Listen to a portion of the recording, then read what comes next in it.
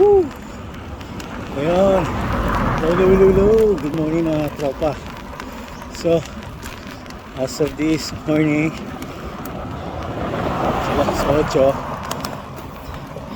umakit na ho kami papuntang Baguio through Pugo, then Marcos Highway. So, kanina alas 6, nasa La Union Bridge kami, Rosario to be exact.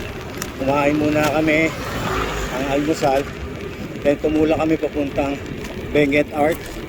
Tapos bumalik kami kasi hindi nga pwedeng tumuloy doon sa Cannon Road. So bumalik kami after 1 kilometer. Ito ngayon, akit kami. So nauna po sila, nakahuli po ako. Maabot po ako. So muli maabutan ko sila. Woo!